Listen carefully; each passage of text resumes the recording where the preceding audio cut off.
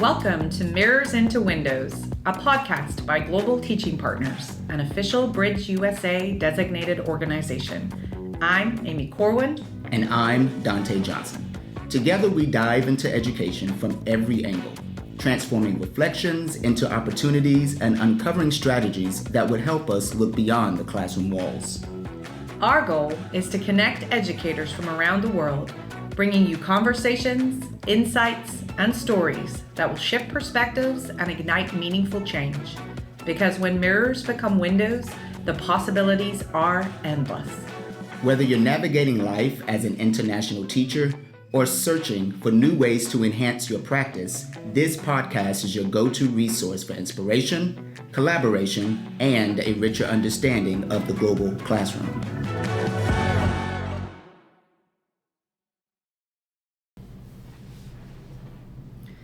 We started this great conversation last week about why we should do global learning and why it is such a powerful way to educate our students in this new age that we're all living in. And definitely this interconnected world, the importance of global learning and education really cannot be overstated as we're preparing our students to thrive in diverse and rapidly changing societies.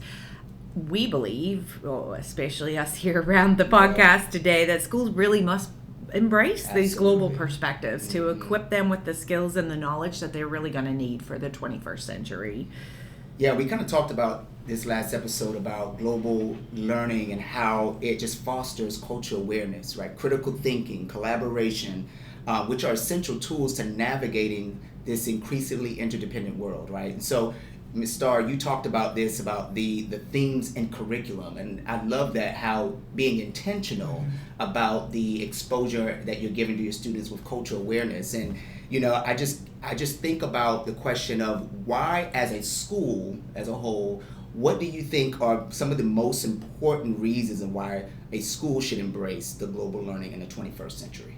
First of all, Dante, it's not boring. It's not boring at all. I mean, and we don't want schools to be boring, right? Because otherwise, and y'all know Charlie Brown nailed it a long time ago, when teachers sound like wah, wah, wah, wah, wah.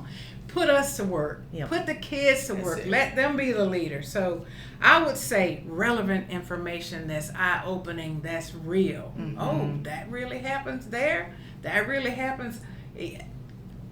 I could go on and on. But knowing and understanding where and how we fit in this world is very important. Understanding, again, and I've said this, the differences and similarities of people around the world. Tasting their foods, learning their languages, seeing what kind of shelters they live in, the climate, the dance, the song, art, even faith. Mm-hmm. All of those things play an important role in how our children see themselves and the rest of the world. Now, I got to give technology its go here, because it helps to make all of this possible without leaving the classroom. Mm-hmm. It helps to build critical thinking through 21st century learning, and people say they understand rigor, but they really don't. Mm-hmm. Amy, you remember when we did the book study on rigor? Yes. To make sure we did our global piece well? Mm-hmm. Our teachers learned to use rubrics. Mm-hmm. In that way, they taught the student how to grade themselves and when is this project due? How long should it be? Mm-hmm. This is what develops that critical thinking. Yeah. Self-assessments. Remember when we had to do self-assessments? Yeah. What'd your kids think of self-assessments in the 21st century? I mean, it was strange for them in the beginning because it's hard for people, it's hard for any human to pick out those good things about you or the things that you've got to grow on. But it was a skill that once they learned how to do it, and they really got delight out of grading themselves or figuring out their own pathway and seeing how it aligned with what you were saying about them. They were way more invested in their work. Exactly. Therefore, we are planting a seed for success in the future. Mm-hmm. For when they have that job and they're sitting with an African, they're sitting with all different kinds of cultures that they stop and they think, okay, this is my thought, but I have to consider these people around this table. So it's a sneaky tool that we use to grow our people, to understand and appreciate folks' differences. Communication across the world in most cases in real time. How powerful is that? Mm-hmm. Mm-hmm. Oh, that was just meaningful to me.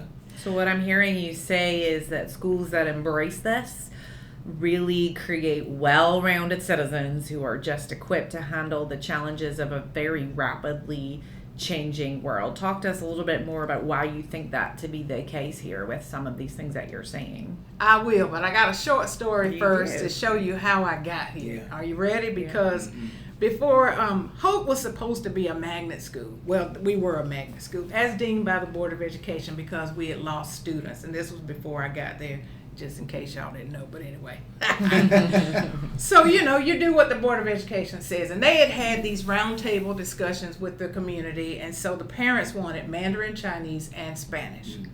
Now, not dual language. I don't know why, but they didn't. They voted for conversation, the kids to be able to have conversations in Mandarin if they wanted to, or Spanish. So it would start in kindergarten, and then the year after they would get a second dose all the way to 5th grade. Okay. You understand what I'm saying? So we visited, and I mentioned this in the last podcast, about a global school in Fayetteville, New Century, and Felix was the principal. I don't remember Felix's last name. Please forgive me, Felix, if you're listening. To see the language program. But my soul was hungry for more. And then as we saw the global program, and we walked around in the room, and I saw international teachers leading in those classrooms, and my eyes got big, and I could feel my heart was like, I like the Chinese and I like the Spanish, but this is good. And so I remember this is where I met Peggy Thompson, and Peggy kind of heard me saying this, right? So Peggy kind of slid in beside me and started answering some of my questions about, like, how did they get the international teachers and so on. So when I saw this, I said, we've got to do this. We can't just do the language piece only. We've got to have this global piece because it was just bursting before our eyes. And so we got permission to do it, and the parents, of course, chose whichever they wanted with Chinese or Spanish. But I said, how do we get this global piece? And so then I knew my students would be able to make those global connections. So we asked the principal, well, how did you pick who would study what? And so kindergarten did. He said, you can choose however you want to. So I went back to school, and we decided what we would do. Kindergarten ended up doing North America and Antarctica because it's home, not Antarctica, but North America. That made sense. First grade, South America. Second grade, Asia. Third grade did Africa. Fourth grade, Miami, Australia, and Oceania. And 5th grade did Europe. So all of this subject matter was integrated. Reading, math, science. So if you went in, if you were doing math, let's say Amy was teaching something about, just throw something off the top of your head. Money was a good one, where we were, we could compare currencies and what different, amounts amounted to, and we were able to teach the skill measurement as well. Australia works in kilometers, we work in miles, so it was able to make comparisons there as well. And so when she created those problem-solving questions to get ready for the ELG, she would integrate what she had taught in Australia. Isn't that neat? That's great. So I'm like, we got to have a piece of this. So I would say I know it to be true, because the kids who have now gone through Hope and they were in high school, they reached back out to me on social media and say, Miss Sampson, because of what we learned in elementary school, we were able to really do well in our classes in high school. Isn't that something? That's the best gift. Really powerful. Oh my goodness. So you've done your job well then. They will be able to collaborate in college and in their jobs because they will have had a solid foundation. They'll have a clear understanding that cultures are different yet similar. It enhances their self-esteem because our teachers, Amy's, she was enhanced. I got to tell them about the time that as a new international teacher, I found out she had a talent. We had a little talent show before one of our holiday parties, and this chick got up there and belted out "Let It Go." Oh, really? Well, she shouldn't have let Miss Star know that, right? And so, in front of the kids, for their holiday around the world, of course, celebration, Amy belted out "Let It Go."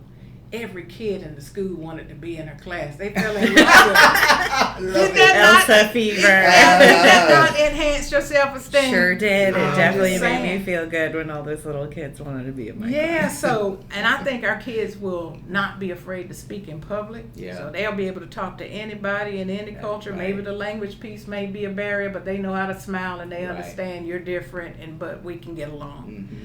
Mm-hmm.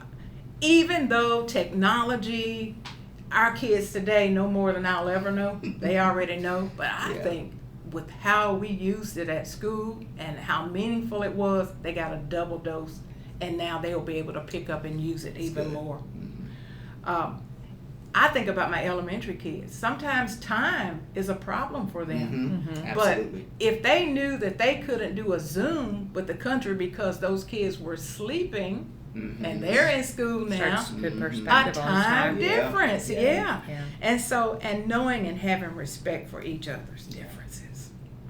That is cool. That's I knew awesome. you would be a good person to have on our podcast Absolutely. because the wealth of what you have to share is just so impactful. And I just know that there's many people listening today who are like, I want to do this too. That's something I feel would Y'all really should do it. It's lift the great. spirit Yeah. of the school. Yeah. Do you have any other last success stories or experiences from your time running a globally focused school that you'd like to share with us today? Some I probably said, but I'll try to, take it down a little bit. But great culminating activities. I used to live for them when they finished a unit and they would just bring it alive. Yeah. Oh, I love Yeah. that. Just awesome presentations inside the classroom, or being invited in to say, Miss Sampson, please come to our room at such and such time today. We're doing a presentation on South America or Colombia or whatnot. So, but I will tell you this. That first year, our test scores increased from 58% to 75% proficiency. Principals who are listening, it Yeah. drives Yes. data forward. It Look does. at that. Mm-hmm. Sense of belonging, again, acceptance. Amy singing the Frozen. I mean, that was proof in the pudding right there. Beautiful student work in your building. Mm-hmm. Higher order thinking, communicating across the nations. Y'all ever heard the term, a school that is productive looks productive? That's it. Mhm. Yep. Well, your global school is going to look productive. Remember how I got the fever? It was what I was looking for. Felix's school, New Century, they looked productive. They sounded productive because they were productive. And I would say those culture corners really do add a lot to the children learning. Nice. Oh, I also wanted to say networking with the community is important. Yes. Y'all won't believe how I was blessed. And they found me because they were volunteers in my school and they liked the global piece and what we had. They So felt do the you? culture. Yeah. Yeah. They felt it. Yeah. So Sister Cities brought in Juju. So we had a whole team of Chinese teachers and students to spend the day with us. And so they ate our food, they went to specials with us, they went to recess with us. So that was enlightening, both sides. But they didn't really tell how they felt. I couldn't read their faces. So I don't know if they were bored or not, but they couldn't have been because I know our school's not boring, but maybe that was their culture. Not to reveal it in front of you. Yeah. Keep the composure, Star. They don't have to tell you they like their school, your school, you know what I'm saying? Yeah. So, those are great things. So all of this sounds great, but a big part of this would be bringing it to life. And so a lot of people might be thinking that sounds very daunting and sounds like something that they don't even want to try to tackle or do. But it is just all about weaving those meaningful real world connections into everyday lessons. It's not reinventing the curriculum. It's not doing something brand new. You've said several times it has to be connected to the standard course of study anyway. So whether it's exploring international traditions or collaborating with classrooms across the globe, or even incorporating diverse perspectives into core subjects, any sort of small steps in this work could really make a large impact in kind of lifting the whole face and work of your school. Yeah. So, Ms. Starr, tell us a little bit about for schools and educators specifically who are looking to kind of start integrating some global learning into their curriculum, what advice do you have for them on how they can go about that or start the work? I think the first thing they need to do is to visit a global school to actually see how it operates in person, because that's where that fire lit for me. I was like, I want some of this. I would start small, encourage the integration of global perspectives across the subject one at a time, one unit at a time, that is. But to tell you the truth, once you do that one unit, the kids are going to be like, what's next? Yeah. And then the teachers are going to be like, I like that. So yeah, let's add another unit. So yeah, it worked. You have to provide professional development for your teachers so that they understand the global learning concepts, because there are some. Peggy Thompson provided my PD, and she was my gateway to obtaining international teachers. That's how I got Miss Amy. And this is how I met Dr. Tomasini. These people were my coaches in global education. I would encourage partnerships with international schools or organizations, cultural exchange opportunities. Work with your local school districts to bring in certified international teachers. And I don't think that would be a problem. Right. As long as those visas are right, we're good. That's right.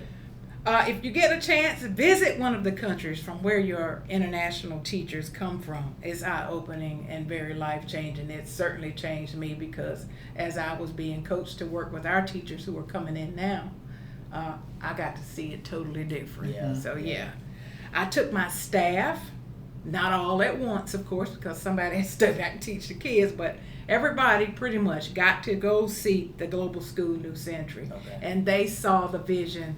And we all agreed on it. They thought it was a great program. Get your PTA involved. Educate your PTA. Educate your parents on what it will look like so that they have buy-in. Now, I was lucky. My magnet program funded my language teachers, but DPS funded my international teachers. So that worked for us. Yeah, so I mean, I'm just sitting here like mind blown. I know, taking it all in. Yeah, Are we? good stuff, Like, though. and It's good like, I stuff. need to take notes, because like you said, sometimes when you've been out of it, you might forget some of those things, and you just bringing some of those things up, and it's just so enlightening. It makes me want to jump back in the classroom again and start. You better not leave me, Dante. Dante. I need you here. It's a passion when it's meat and potatoes, so to Yes. Remember when your mama used to say you need some beans That's to it. stick to your Stick ribs? to your ribs. That's This right. kind of stuff is the beans that's going to stick to the brain. Yeah. And help your kids learn. But go ahead, ask your question. But you know, of course, with all this goodness that we're doing, it comes with challenges. Yes, sir. You know, and so I'm just curious to know, like, what are some of the challenges that you embraced, or that happened, right? That you were faced, but not only that, but you overcome. Okay. Well, with any change, you're going to have a little resistance. Yeah. But that's where the education piece comes in, and patience. And sometimes I'm not always patient, because when I want it done, I want it done. Right, you know, right. but You you got to need it learn to done listen. stat. Yeah, you got to listen to people and you know, work for everybody. So to cut down on resistance, and we had a little bit, just people just changed too fast. I made sure that they had the training, my staff, made sure that they had the resources that they needed. Amy will tell you, lots of PLC involvement. I was but those of you who don't know what PLC is professional learning communities. Those are those grade level meetings. So I made myself available. My assistant principal made herself available. And we were honest. I let the teachers be honest. Amy, you remember one time you cried, didn't you? Yes, I think I've shared that story where Yeah. I just broke down and I'm cried. like, everybody just stop. Amy, what is the problem? It's okay. We all love you. Because it's overwhelming. It was a lot to overwhelming. do. So, so you have to be honest and hear what they needed. And that particular year, Amy had a very terrorizing student. But what did I learn from that? Those students don't need to be in your international teacher's classroom the first year. When they're trying to learn. But that baby flipped the script on me, because he had been quiet all those years. Oh. But anyway, I'm just saying. But yeah, once we did that, things came alive. Yeah. And you know, of course, the next year she could handle everything.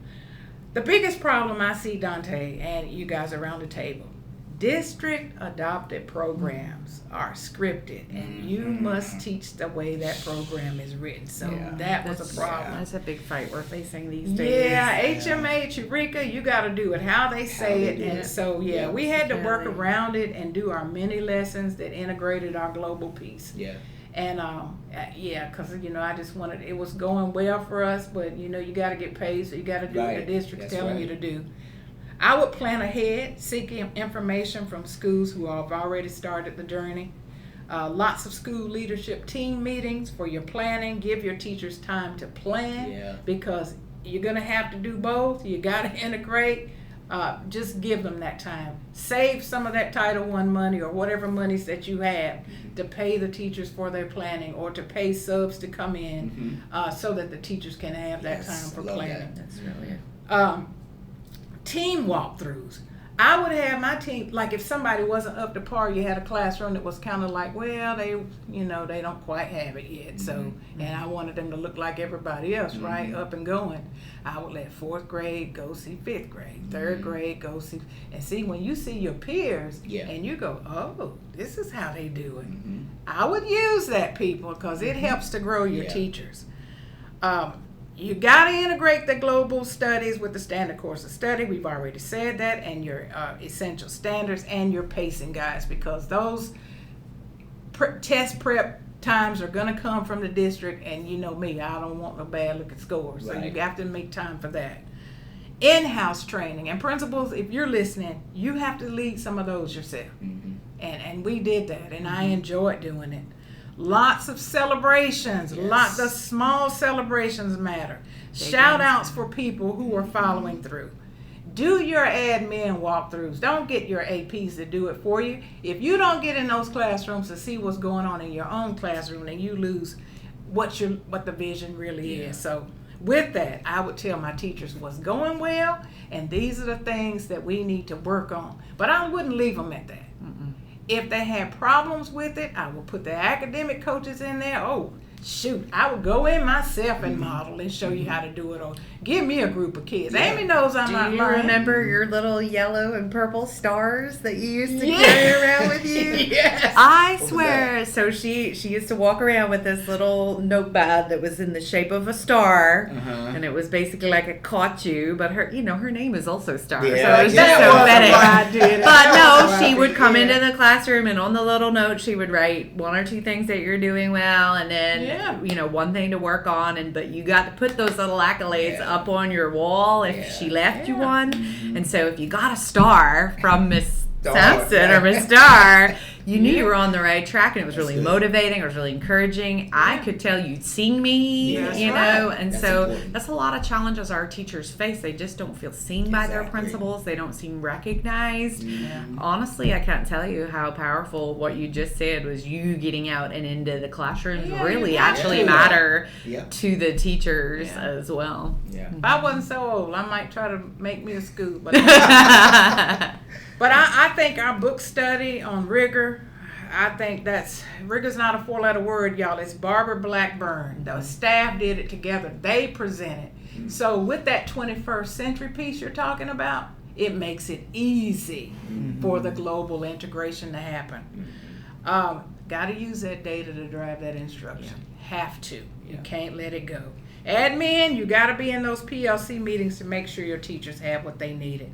And so that's how we made it work, and I'm sure I've forgotten the many things that we did do, but that's a happy time to look back on in my profession. It's awesome. Wow. Well, thank you so much for your insights, your expertise. I mean, any new project, like you said, comes with its own challenges, but if it's something worthy of doing, it's worth the effort, and it's worth the challenges that you might face. And so I don't know about you, Dante, but this has just been the most fruitful couple of weeks on the podcast. We hope you, our listeners, have enjoyed this as well.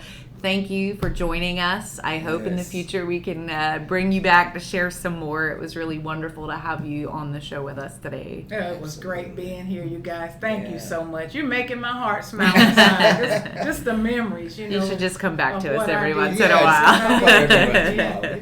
while. All right. Thank you again. So it's clear, everybody, that global learning isn't just an educational trend, right? It's a necessity, right? So we can prepare students to thrive in a connected and dynamic world. So we hope that today's conversation has inspired you to think about ways in which you can bring global perspectives to your classroom, no matter where you're from. So at the end of our podcast episodes, we have been taking a moment to share some stories of our teachers and some of their real life experiences. And in part of kind of refining this whole process, we've been listening to some of your feedback, and we're going to go in another direction moving forward, where instead of just sharing the stories our teachers have, we're going to get out into the field and we're going to really just hear from them in person, telling some of their stories. So we hope that you will enjoy this kind of added layer and just really connect and resonate with some of the real life stories being told by our teachers out in the field. Okay, sometimes I have the most awesome privilege of heading out to our schools to witness our teachers do something a little bit different.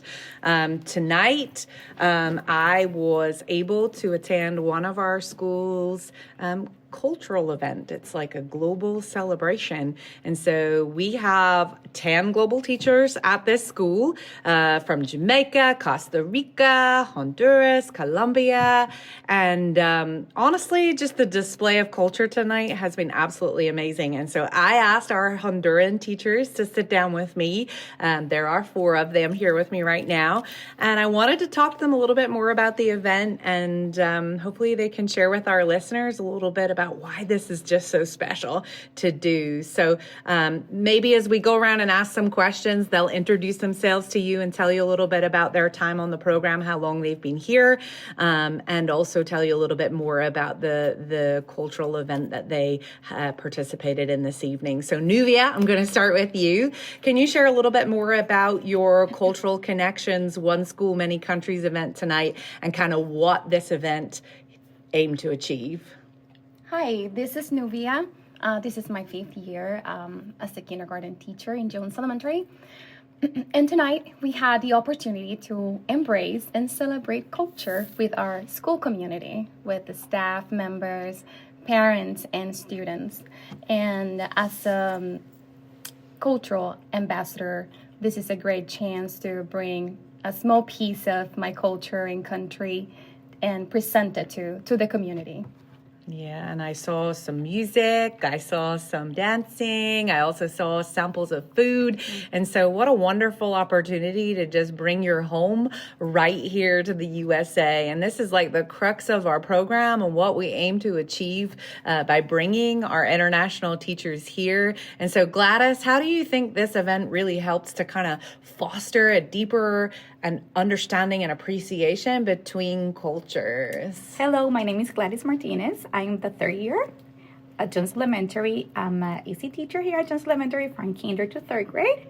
We can present the diversity of culture that we have in Honduras. It's true that we have a lot of countries that are from America, Latin America here in Jones, but each of the countries are like, they have their own culture where we can show it.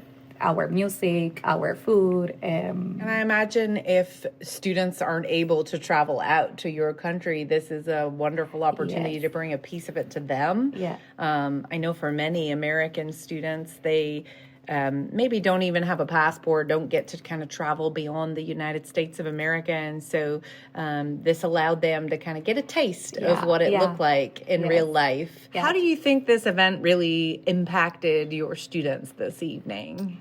Okay, hi, my name is Dulce Ortega. This is my 1st year here at Jones. I'm a kindergarten teacher, and I'm really enjoying this adventure. So I think that students, they really enjoy because, first of all, they come because they want to be with us. For example, my kids, they came, they were happy to see me here in Honduras.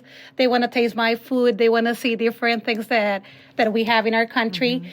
And they also can. The first thing one told me was, Miss Dulce is Miss Driver here. That's my assistant, and she's from Mexico. So they want to know a little bit more about Mexico. So it gives the opportunity to kids to know about different cultures and to learn about diversity too. Yeah, and it's so important that they see that their world is made up of a whole range of people from a whole range of different backgrounds, and that's really important. And so finally, I guess I want to know how this shapes you as a teacher. How does this impact you? You chose to come here. You're here on our program. You're kind of learning the culture and diversity here in the United States, but trying to also share a part of you and your heart. So how do events like tonight really impact you as a teacher and help you, I don't know, motivate you, keep you going, fill your bucket, if you will, to keep doing this good work? My name is Cynthia. This is my second year here at Jones. I'm a kindergarten teacher too. And this activity was really exciting for me because I had the chance to share my culture, talk about my country, show our community how Honduras is. And I was so happy to see my students and families get involved with all these activities, and to see their faces. They were really curious about everything that we had, asking about the food, about also the video. They were really happy to see the pictures of their teachers, like in the country, right? And I really like this activity because it's an activity that goes beyond the classrooms, and it's an opportunity that Jones gives the community to grow, to learn, and to build those bridges that we are trying to connect in this country. Well, I have had an amazing time tonight. I feel like I have been right in the heart of what our program is all about. And so thank you all for taking the time to sit with me and chat a little bit about your experience. And I hope if you're listening, you'll feel encouraged to kind of do the same, to share, to celebrate your culture, because it's super important that we help students to understand that although the world may seem very big, it's really not that big after all. And we are one people, united, moving forward together as one.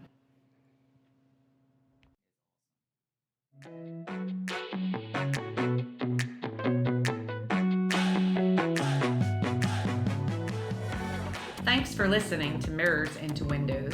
If you enjoyed this episode, please subscribe, rate, and review our podcast. It helps us reach more educators just like you. And don't forget to follow us on Facebook and Instagram and any other social media platforms, or visit our website at globalteachingpartners.com. Until next time, I'm Dante Johnson. And I'm Amy Corbin.